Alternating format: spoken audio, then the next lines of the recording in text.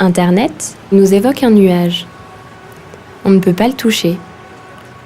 Il est partout et nulle part à la fois. Il nous semble tellement rassurant que nous lui confions tout, alors que nous ne connaissons rien de lui. On nous a dit qu'il habitait à côté de chez nous, dans un data center. Nous sommes allés lui rendre visite.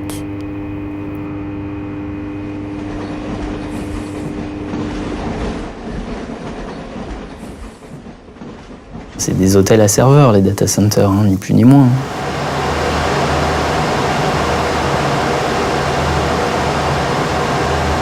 C'est le cocooning des serveurs. Parce que on fait tout pour que les serveurs soient dans un environnement le plus nickel possible et puis des conditions de température, d'humidité qui soient constantes.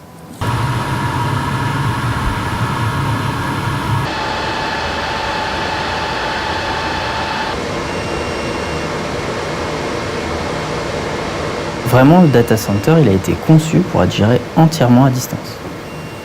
On a simplement besoin d'intervenir physiquement quand il y a des manipulations à effectuer du genre dépannage. Donc on a des systèmes de monitoring qui nous permettent de surveiller toutes les machines, exactement comme un patient peut être monitoré avec un monitoring pour le cœur, la respiration, etc. On peut être appelé de jour comme de nuit, en semaine et en week-end, en cas de problème sur les machines. Par exemple, un disjoncteur qui saute peut me réveiller en pleine nuit. Derrière le virtuel, il y a forcément toujours quelque chose de physique et quelque chose qui fonctionne, qui tourne, quoi.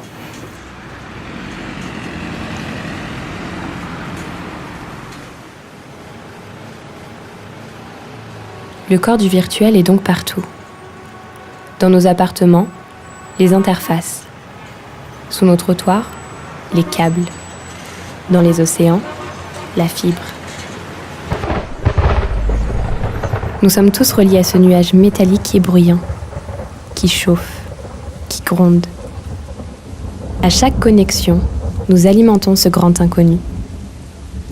Et quand le corps du virtuel s'épuise, se casse, il est envoyé dans des lieux où l'on ne va jamais.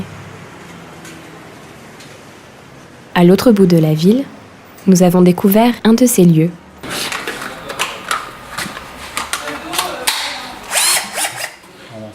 C'est ici que nous avons rencontré Jean-Paul. Nous lui avons demandé « Qu'est-ce que c'est Internet ?» Internet, je sais pas, moi, c'est immense. Mais, répétez la question.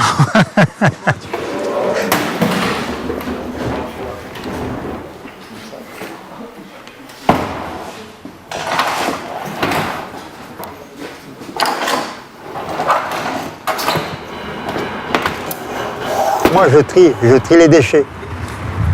Je fais du triage des déchets, en fait. C'est ça. Déjà, je démonte le bloc, le capot, voilà. Et après, je commence par les ventilos, je démonte les ventilos, les alimes, tout ça. Après, quand j'ai démonté ça, je vais à l'intérieur, je défais les rames, là, tout ça. Le processeur aussi, tout ça, les cartes mémoire, tout.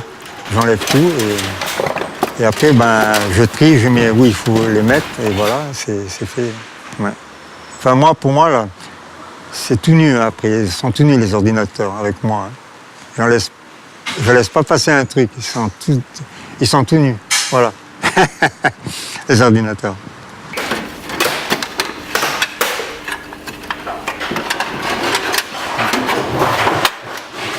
C'est métier de valoriste. C'est les valoristes. On nous appelle les valoristes.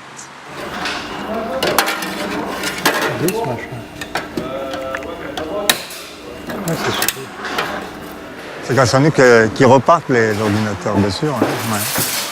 On leur fait une deuxième vie. Et voilà, c'est reparti pour 10 ans. Ouais.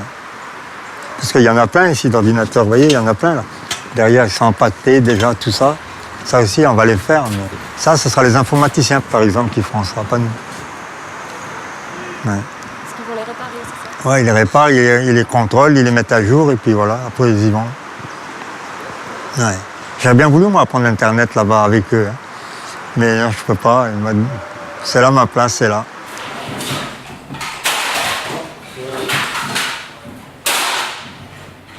Il y a de l'or dedans. Dans chaque machine, il y a de l'or dedans. Donc vous touchez de là?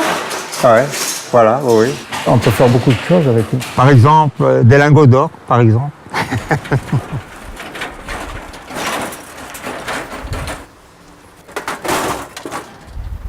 Et voilà, c'est bon. Dans des pays lointains, nos déchets électroniques. Dans nos processeurs, des métaux précieux. Les destins des corps informatiques sont multiples et insoupçonnés. Nous en savons si peu sur la matérialité du virtuel et son impact réel sur le monde. L'image du nuage, comme un écran de fumée entre nous et la jungle métallique du virtuel.